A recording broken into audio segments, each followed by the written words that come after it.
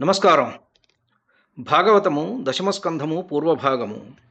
శ్రీకృష్ణ భగవానుడు బలరామునితో కూడి మధురా నగరంలో సంచరిస్తూ ఉన్నప్పుడు ఒక మహాభయంకరమైనటువంటి ఒక మత్త గజం బలరామకృష్ణుల మీదకి ఆ మావటివాడు తోలుతున్నప్పుడు కృష్ణ భగవానుడిది చూసి, హరిభయంకరుడైన శ్రీహరి ఆ మదేభాన్ని అవలోకించి మేఘగర్జనం వలె గంభీరమైన కంఠంతో మావటి వాళ్లకు నాయకుడైన వారిని చూసి ఇట్లా అన్నాడు: ఓరీ మావటి, మా వైపుకు ఈ మత్తమాతంగాన్ని తోలవలసిన పని లేదు, వెనుకకు మరలించు. ఢీకొలిపినావా? పోరాటంలో నీ మదపుటేనుగుతో పాటు నిన్ను గంభీరమైన దారుణమైన పిడుగుపాటుల వంటి నా పిడికిలి పూటలతో పొడిచి చంపుతాను. యముని పాలికి ఇప్పుడే పంపుతాను, ఇది తథ్యం.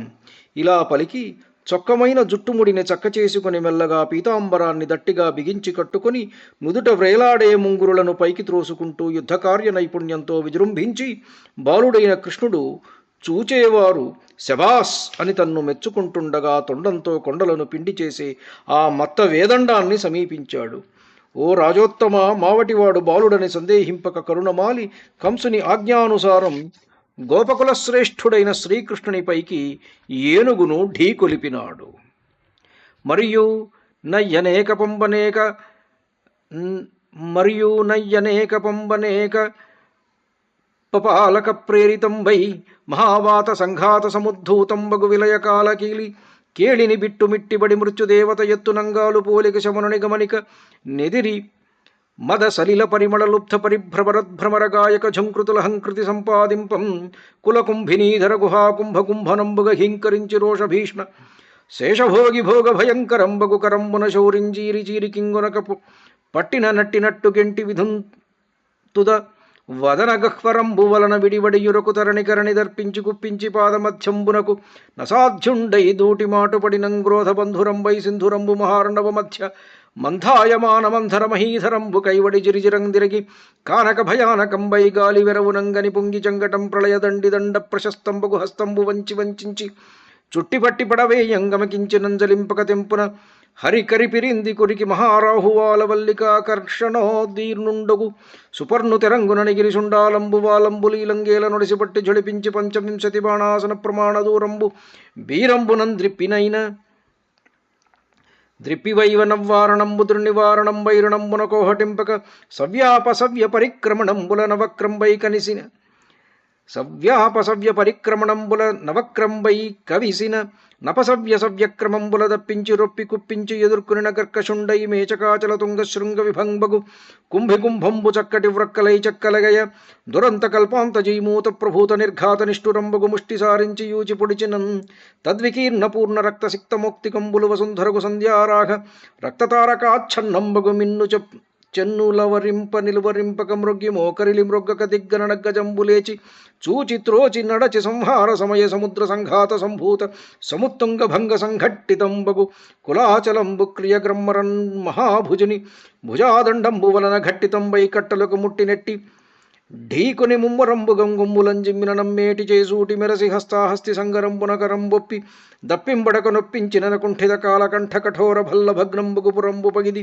జలధిం జటుల ఝంఝానిల వికలంబగు కలంబు కైవడి నమ్మద కలంబు బలంబు దక్కి చిక్కి సుర్కువడి లోభికరంబు నుంబోలెదావ దాన సలిల దానా విరహితంబై విరహితలంపునంబోలె నిరంతర చిత్తజాత విగ్రహంబై గ్రహణ కాలంబునంబోలె పరాధీన ఖరకరంబై ఖరఖరోదయంబునంబోలె భిన్న పుష్కరంబై పుష్కర వైరి విలసనంబునంబోలె నభాసిత పద్మకంబైయున్న సమయంబున.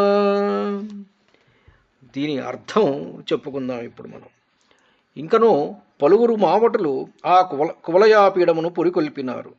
పెనుగాలి గుంపుచే పైకెగసిన ప్రళయకాలంలోని అగ్నిజ్వాల విధంగా ఆ మత్తగజం త్రుళ్ళిపడుతూ మృత్యుదేవత మాదిరి కాలపురుషుని కైవడి యముని తీరున కృష్ణుణ్ణి ఎదుర్కొన్నది. తన మదజలవాసన మీది ఆశచే చుట్టూ తిరుగాడే తుమ్మెదలనే గాయకుల ఝంకారం వల్ల ఆ గజం అహంకరించింది. అది కొల్లపర్వత గుహల వంటి కుంభాలను తన ఘీంకారంతో పూరించింది. ఆగ్రహోదగ్రుడైన ఆదిశేషుని పడగవలే భయం గొలిపే తన తుండంతో నిర్లక్ష్యంగా శౌరిని పట్టుకున్నది. అసాధ్యుడైన హరి అంతట అటునిటూ పెనగి రాహువు ముఖగహ్వరం నుంచి తప్పించుకుని వెలికురికే భాస్కరుని మాదిరి ఛంగున ఎగిరి దాని కాళ్ల నడుమ దూరి దాగుకొన్నాడు. గోవిందుడు కనిపించకపోయేసరికి కువలయాపీడానికి క్రోధం పెల్లుబికింది. మహాసాగర మధ్యంలో పరిభ్రమించే మందరగిరిలాగా అది గిరగిర తిరుగాడింది. వాసన పసిగట్టి కృష్ణుడున్న చోటు తెలుసుకుని ఉప్పొంగిపోయింది. ప్రళయకాలంలోని యమదండంలాగా ప్రచండమైన తన తొండాన్ని క్రిందికి వంచి అది పద్మలోచనుణ్ణి వంచించి చుట్టి పట్టుకుని పడమొత్తడానికి ప్రయత్నించింది. మాధవుడు చెలింపక తెంపుతో దాని వెనక వైపున కూరికినాడు. రాహువు తోకను పట్టిలాగే జగజ్జట్టి గరుడిని సందంగా శ్రీకృష్ణుడు ఒక్క ఎగురు ఎగిరి ఆ ఏనుగు వాలాన్ని చేతితో ఒడిసి పట్టుకున్నాడు. పరాక్రమంతో 100 మూరల దూరానికి దానిని గిరగిరా త్రిప్పి విసిరివేశాడు. ఆ మదేభం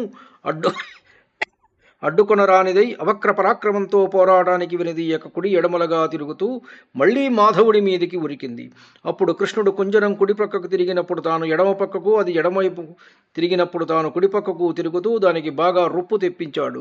అతడు కాఠిన్యం వహించి దాని పైకి చంగలించాడు. ప్రళయకాల మేఘాల నుండి పడిన కఠోరమైన పిడుగులాంటి తన పిడికిలి బిగించి ఈడ్చి ఆ గజకుంభస్థలాన్ని గ్రుద్దినాడు. ఎత్తైన అంజనగిరి శిఖరం లాంటి దాని కుంభస్థలం పగిలి ముక్క చెక్కలై ఎగిరిపడింది.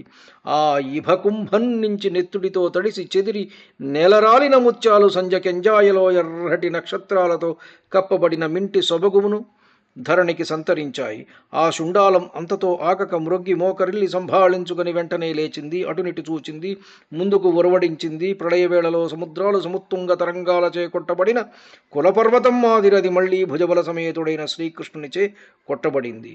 మిక్కుటమైన క్రోధంతో కువలయాపీడం గోవిందుణ్ణి ఒక్కుమ్మడిగా తన కొమ్ములతో చిమ్మింది. నందసుతుడు హస్తలాఘవం మీరగా బాహాబాహీ యుద్ధంలో మికిలి విజృంభించి దానిని తల్లడిల్లజేశాడు. అప్పుడు ఆ మదగజం మొక్కవోని ముక్కంటి బల్లెముచే భగ్నమైన పురంలాగా, సముద్రంలో తీవ్రమైన ఝంఝామారుతం వల్ల పాడైన ఓడలాగా శక్తి కోల్పోయింది. బక్క చెక్కి సృక్కిపోయింది. దానోదక ధారలు లేని పిసినారి చెయ్యి విధంగా అది మదజలధారలు లేనిది అయ్యింది. ఎడతెగని మదనుని పోరుగల వియోగి హృదయంలాగా ఎడతెగక మదిలో జన్మించిన విరోధం కలది అయ్యింది. పరాధీనుడైన ప్రభాకరుడు గల గ్రహణవేళ మాదిరి ఎండిన తొండము గలది అయ్యింది. పూచిన తామరులు గల సూర్యోదయంలాగా చీలిన తొండపు కొనగలది అయ్యింది.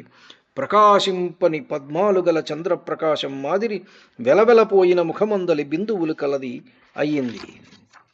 ఆ సమయంలో గోపాలశేఖరుడు వీరశిరోరత్నము అయిన ముకుందుడు పర్వతరాజముతో సమానమైనది, ప్రాణాలపై ఆశ కలది అయిన ఆ మత్తకరీంద్రమును మహాసింహం మాదిరి సవిలాసంగా నవ్వుతూ కాలితో తొక్కి చేతితో భయంకరమైన దాని దంతాలు ఊడబెరికి బక్క చిక్కునట్లు బాది ప్రాణాలు తీసివేశాడు.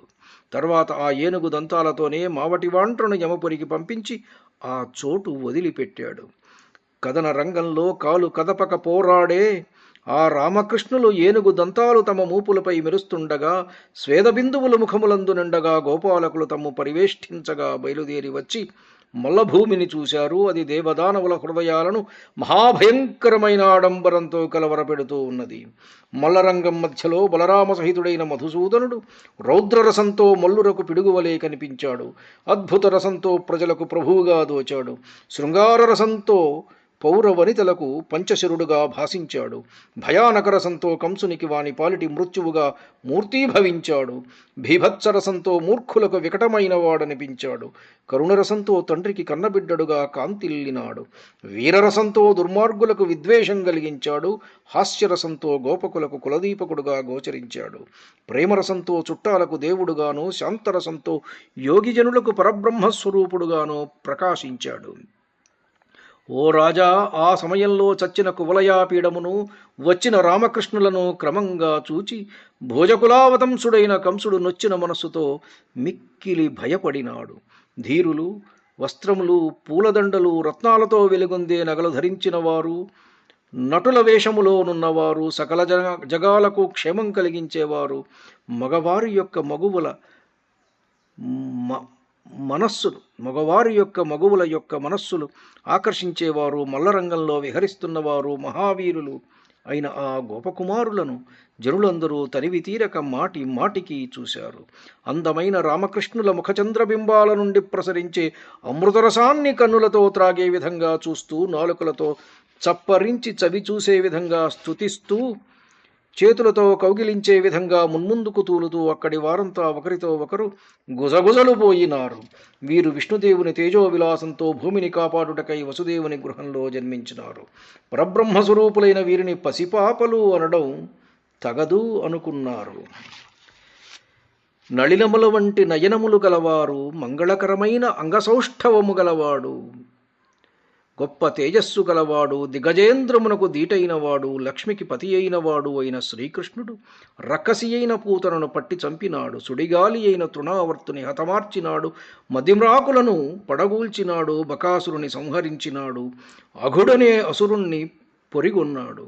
విజృంభించి వత్సాసురుణ్ణి వధించినాడు. గోవర్ధనగిరినెత్తి దేవేంద్రుణ్ణి అవమానించాడు. కాళీయుడనే నాగరాజును మర్దించినాడు. కార్చిచ్చును త్రాగివేసినాడు. కేసి అనే దానవుణ్ణి యముని చెంతకు పంపినాడు. మయుని కొడుకైన వ్యోమాసురుని నిర్మూలించినాడు. ఇంకనూ ఎందరో ధనుజ వీరులను దునుమాడి గోపకులను కాపాడినాడు. వ్రేతల మనసులోని కోరికలను ఈడేర్చినాడు. ఆలోచించగా ఇతడు సామాన్య మానవుడు కాదు. ధన్యుణ్ణి. నమస్కారం. మీ ఊటుకూరు జానకి రామారావు.